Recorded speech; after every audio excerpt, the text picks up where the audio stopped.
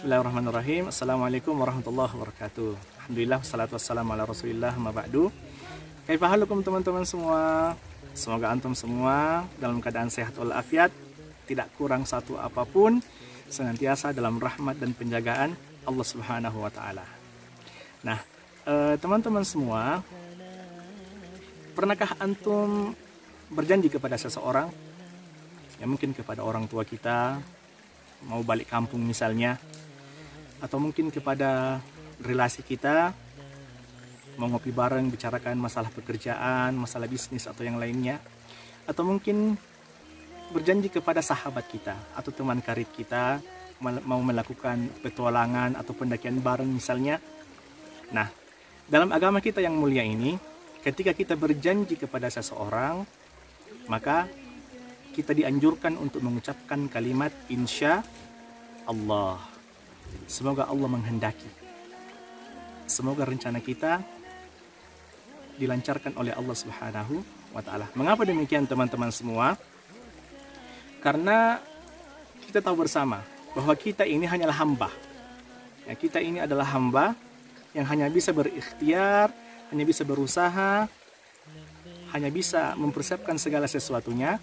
Akan tetapi keputusannya, deal atau tidaknya, terlaksana atau tidaknya, itu ada di tangan dalam genggaman Allah Subhanahu wa taala.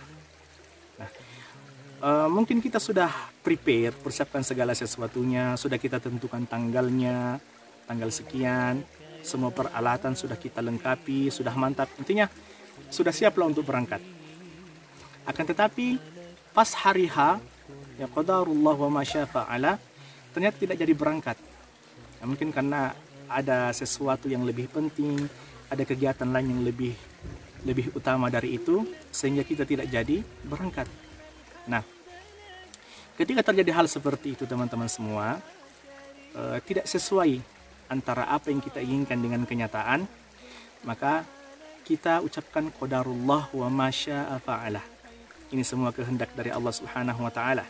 Dan Allah yang maha tahu apa yang terbaik untuk hambanya. Jangan sekali-sekali kita berprasangka buruk kepada Allah Subhanahu wa ta'ala. Ya, mungkin kita menggerutu atau kita ngomel, ya Allah kenapa bisa begini, kenapa bisa nggak jadi berangkat, atau perkataan-perkataan yang lainnya. Intinya kita tidak ridho dengan keputusan Allah Subhanahu wa ta'ala. Padahal kita semua tahu, teman-teman semua, kita semua tahu dan sama-sama paham bahwa apa yang Allah Subhanahu wa ta'ala takdirkan untuk kita, maka itulah yang terbaik. Karena Allah Subhanahu wa ta'ala maha tahu apa yang terbaik untuk kita. Ya, boleh jadi mungkin kita merencanakan sesuatu kemudian tidak jadi, Allah Subhanahu wa ta'ala berikan sesuatu yang lebih baik daripada itu. Ya, makanya tetap berprasangka baik kepada Allah Subhanahu wa ta'ala. Nah, teman-teman semua, ada sebuah riwayat Nabi Sulaiman alaihissalam, ya. Siapa yang tidak kenal dengan Nabi Sulaiman? Nabi sekaligus raja, nabi yang paling kaya di antara nabi-nabi yang lainnya. Suatu ketika, pada suatu malam, ya, beliau ini pernah berkata, malam ini saya akan menggilir ke 100 istri saya, atau ke 90 istri saya. Ya, ini menunjukkan bahwa nabi-nabi terdahulu itu banyak istrinya, teman-teman semua. Nabi Sulaiman punya 100 istri. Ya, betapa kuatnya beliau. Ya, betapa kuat fisiknya. Nah, beliau mengatakan seperti itu. Malam ini saya akan menggilir ke 100 istri saya. Semuanya akan hamil dan akan melahirkan mujahid yang akan berjuang di jalan Allah Subhanahu wa ta'ala. Nah, malaikat yang ada pada waktu itu berkata kepada Nabi Sulaiman alaihissalam, ucapkan insya Allah. Akan tetapi Nabi Sulaiman lupa mengucapkan kalimat insya Allah. Sampai akhirnya tidak seorang pun di antara istri beliau yang hamil kecuali satu orang. Itu pun melahirkan dalam keadaan cacat. Ya, coba lihat teman-teman semua. Seorang Nabi saja ditegur oleh Allah Subhanahu wa ta'ala karena lupa mengucapkan kalimat insya Allah. Nah, begitu pun dengan Rasulullah Sallallahu Alaihi Wasallam. Dalam hadis riwayat Muslim, diceritakan ada beberapa orang utusan dari orang-orang kafir Quraisy datang kepada Nabi Shallallahu Alaihi Wasallam untuk menanyakan 3 pertanyaan, ya, tentang Ashabul Kahfi, tentang Zulkarnain, dan tentang ruh. Mereka datang kepada Nabi. Kemudian Rasulullah Shallallahu Alaihi Wasallam mengatakan, datanglah besok, nanti besok saya jawab. Ya, beliau lupa mengucapkan kalimat insya Allah datanglah besok akan saya jawab. Nah, keesokan harinya ternyata tidak turun wahyu sebagai teguran dari Allah kepada Rasulullah karena tidak lupa mengucapkan kalimat insya Allah. Sampai berhari-hari, berminggu-minggu, bahkan lewat 1 bulan teman-teman semua, belum turun wahyu.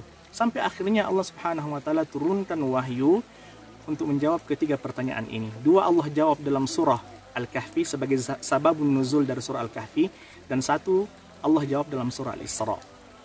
Nah, di antara ayat dalam surah Al-Kahfi itu Allah Subhanahu wa Ta'ala mengatakan, wala taqulanna li syai'in inni fa'ilun dzalika ghadan illa ayyasha Allah.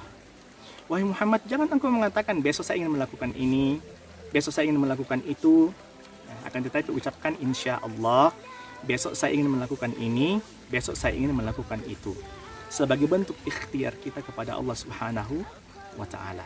Nah, coba lihat teman-teman semua, orang sekelas Sayyidul Anbiya Rasulullah Sallallahu Alaihi Wasallam ditegur oleh Allah Subhanahu wa Ta'ala disebabkan beliau lupa mengucapkan kalimat insya Allah. Apalagi kita ini, ya, apalagi kita ini.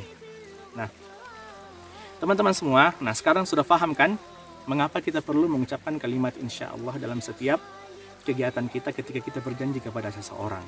Ya, kita berharap dengan kalimat insya Allah ini sebagai bentuk ikhtiar kita, sebagai bentuk usaha kita kepada Allah Subhanahu wa Ta'ala.